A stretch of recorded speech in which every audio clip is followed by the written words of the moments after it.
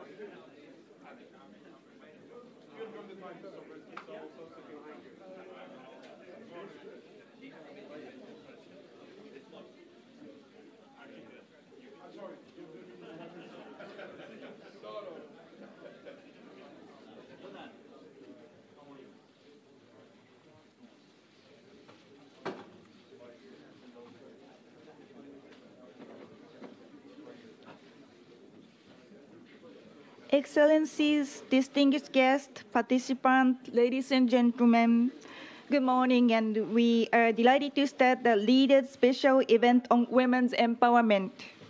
At the outset, representatives from international organizations and stakeholders are going to hand over their respective executive summary of reports or recommendations on women's empowerment and gender equality to Prime Minister Abe, G20 presidency for 2019.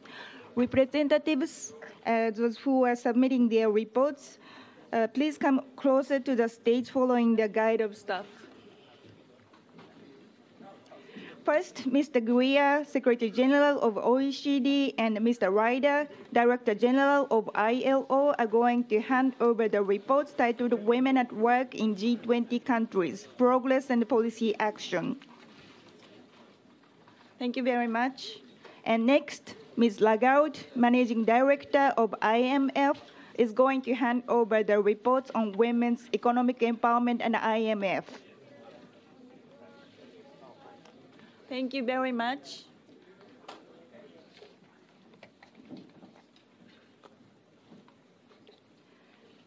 Now, next, Mr. Nakao, President of ADB, and Ms. Karada, ADB Program Coordinator, Sri Lanka, are going to hand over the report on the implementation of We5 project titled Promoting Women's Entrepreneurship in Sri Lanka. Thank you very much. Now, Ms. Mlambo-Nukuka, Executive Director of UN Women, hands over their key policy recommendation on gender equality and women's empowerment. Thank you very much. Mr. Malpass, President of the World Bank Group, hand over the report about activities of We5, for which the World Bank plays a key role as its secretariat. Thank you very much.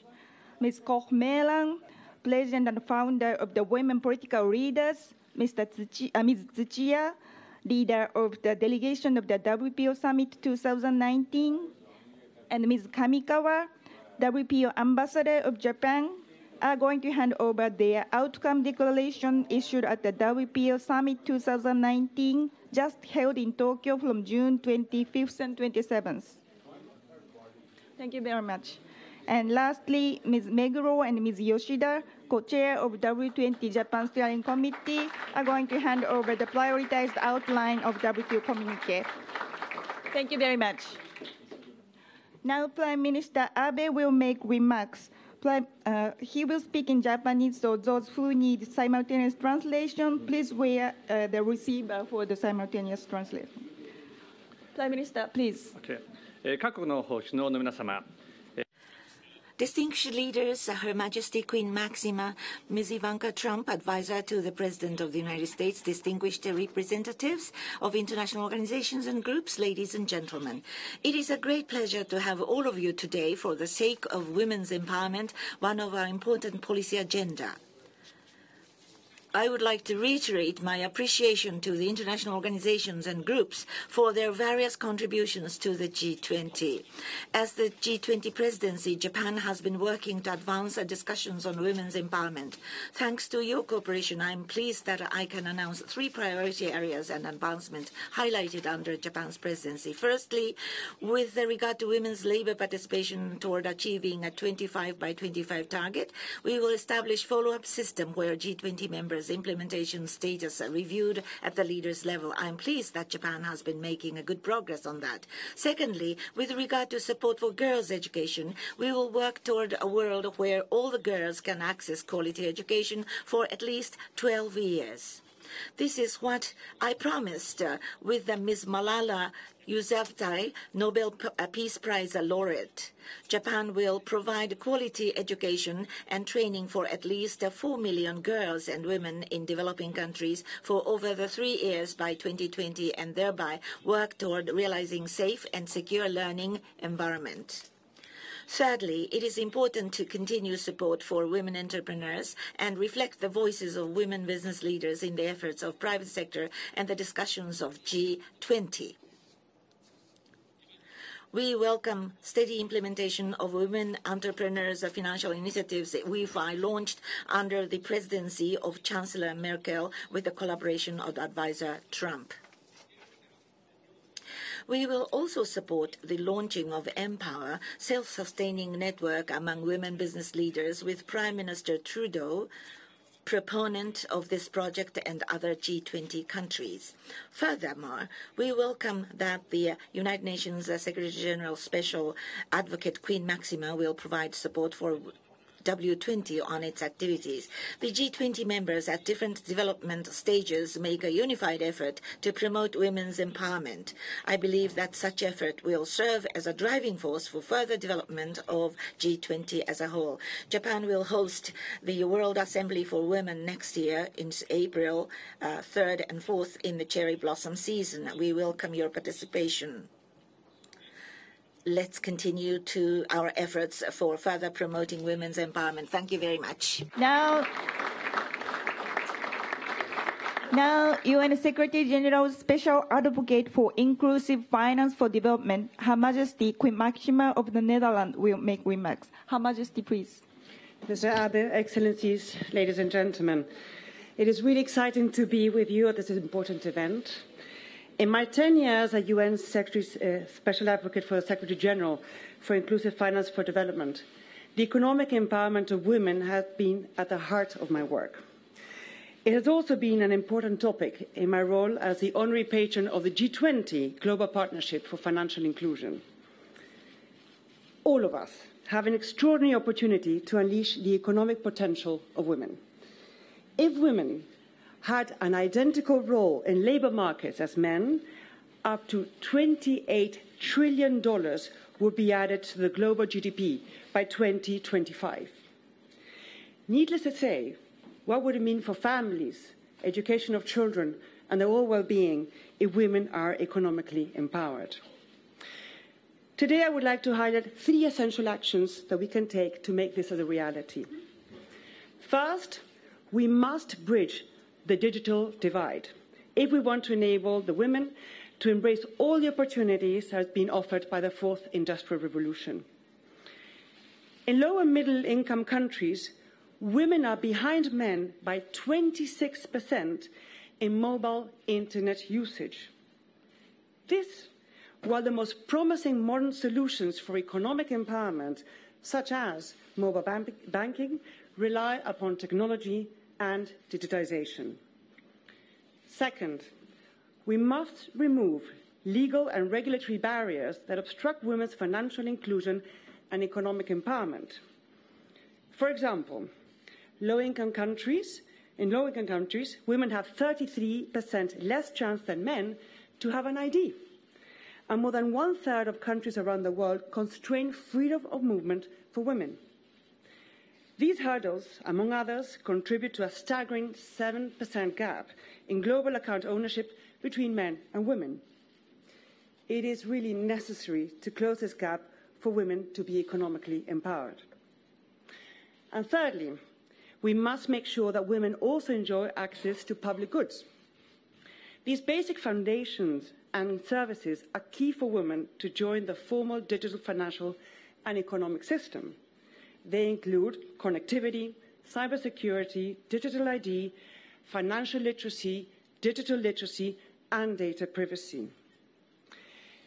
To make progress in these three areas, we need to collect robust data. Thanks to the World Bank FinTech Database and the IMF Financial Access Survey, we have made progress in collecting data on financial inclusion. But in many countries, there are still information gaps, such as the proportion of women clients at financial institutions or the types of products and services that reach women. Therefore, we need to redouble our efforts to collect more granular data to make evidence-based decisions and to measure our progress. For example, in Mexico, disaggregated data revealed a substantial gap in retirement savings for women. Therefore, Mexican authorities used this data to develop retirement savings programs specifically for women, which now aims to reach 2.4 million women. A very good example of what you can do with data.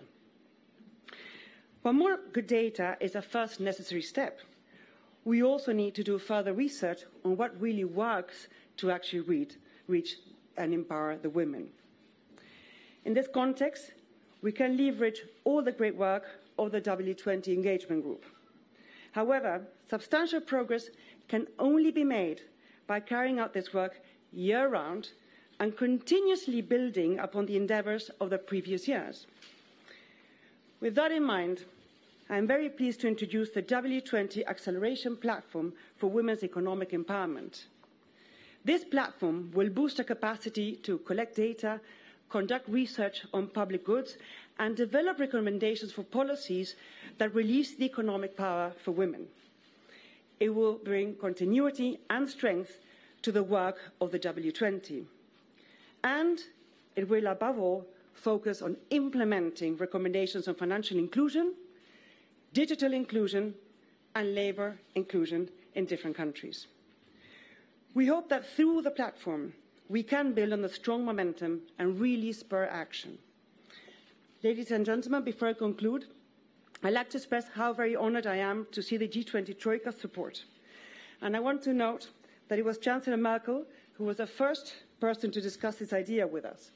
I'm also extremely pleased to see Prime Minister Abe here and grateful for his efforts to advance women's economic empowerment, certainly in Japan with Womenomics. And of course, President Macron for a wonderful work on the W20 last year.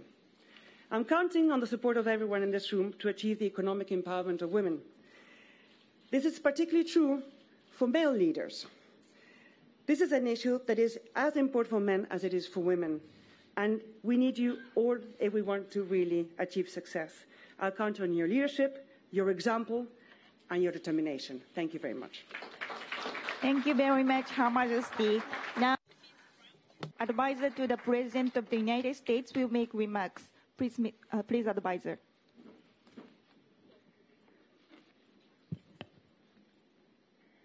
Thank you, Prime Minister Abe, for hosting the G20 summit in the vibrant city of Osaka. And thank you for your steadfast commitment to women's economic empowerment. One of my first international trips as part of the administration was at your invitation to Tokyo to talk about events and issues that we're talking about here this morning. So I'm grateful for your steadfast focus and your leadership on this critical issue. Queen Maxima, congratulations on your bold new initiative. Under your leadership, undoubtedly, the W20 Acceleration Platform will achieve great things, so thank you. It's truly an honor to address so many heads of state who have joined us here today.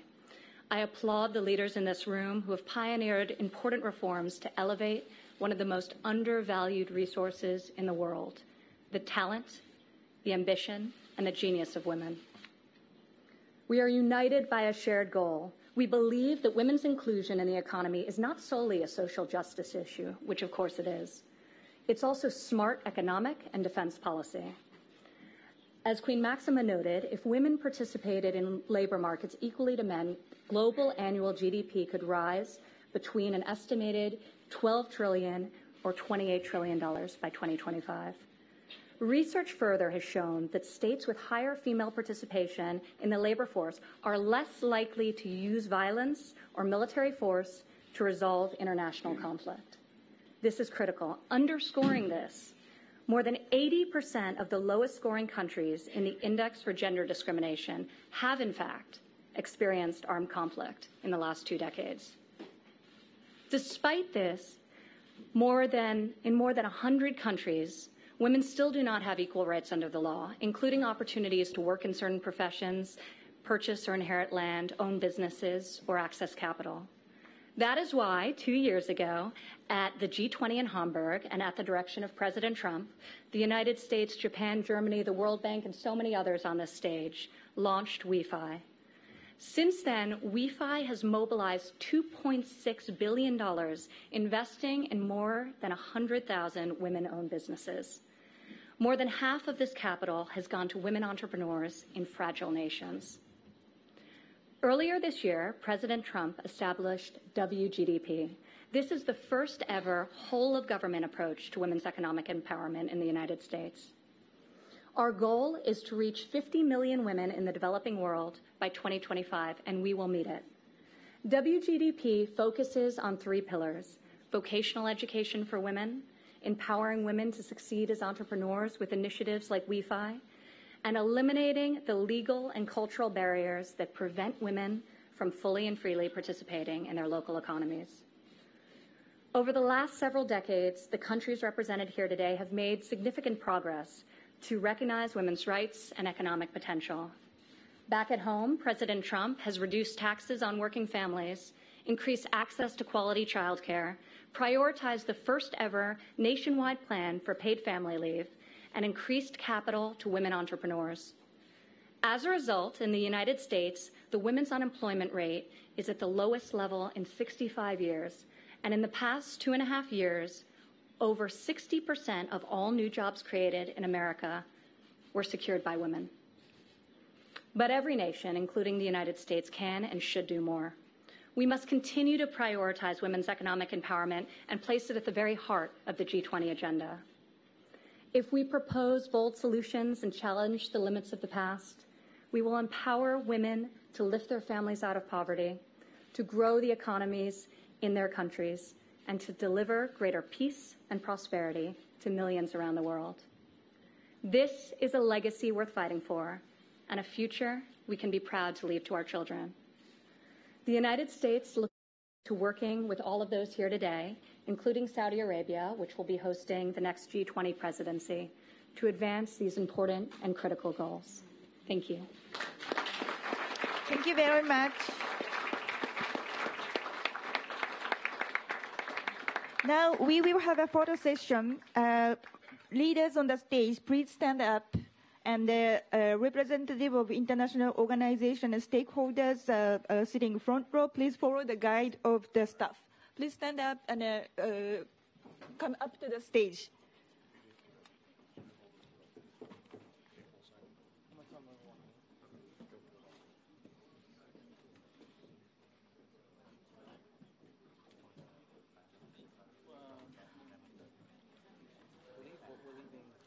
So everybody, please move a little to the center. That's fine. I'm not worried about the time. I think it's right, but that's going to shift because it's all pushed. Yeah, absolutely. Let's try to get back on schedule. Please look at the camera, please. Everybody, please look at the camera, please.